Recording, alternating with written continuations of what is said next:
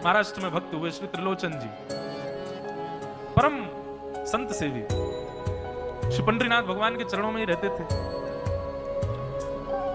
पति पत्नी दोनों निवास करते थे, उनके कोई संतान नहीं, इसलिए उन्होंने जीवन भर क्या नियम अपनाया कि जो भी धन आदि उनके पास था, जो भी वैभव था, उन्होंने वो पंढरपुर आने वाले वैष्णवों की सेवा में खर्च करने का उसका मन बनाया कि यहाँ इतने दर्शनार्थी आते हैं, सबका भोजन प्रसादी सामग्री हमारे घर में बना करेंगे।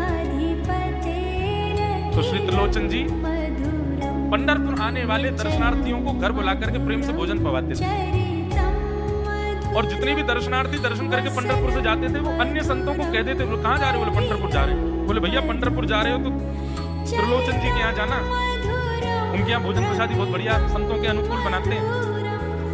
बड़ी ख्याति हो गई महाराज जी, अब तो जितनी भीड़ पंढरपुर विठल मंदिर में उतनी भीड़ त्रिलोचन जी के घर के बाहर संतों दर्शनार्थियों सब प्रसाद पाने के लिए जाते। त्रिलोचन जी और उनकी पत्नी बड़े प्रसन्न कि इतनी संतों की सेवा हम कर पा रहे हैं, ये हमारा सौभाग्य है।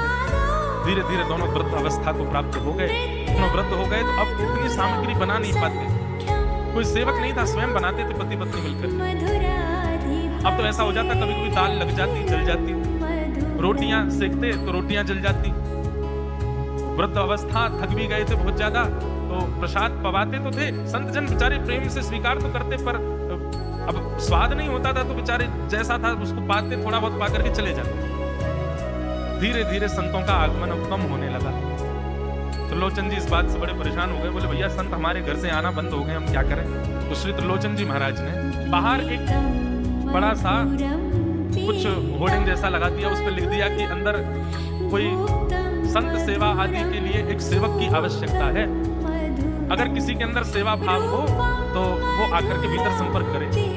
सेवा, ब्रजवासी सेवा, गौ सेवा, इन सब सेवाओं के प्रकल्प में यदि आप सेवक की कामना करोगे तो कहीं ना कहीं किसी ना किसी रूप में ठाकुर जी आएंगे सेवा के। त्रिलोचन जी ने बाहर लिख दिया कि भाई संत सेवा के लिए सेवक की आवश्यकता है, यदि कोई सेवा भावी सेवा करना चाहता है तो भीतर आके संपर्क करे। तो ये बोर्ड पढ़ लिया हमारे श्री पंडरीनाथ भगवान ने, और श्री विठल भगवान एक छोटे से बालक का रूप धारण करके त्रिलोचन जी के यहाँ पहुंच गए।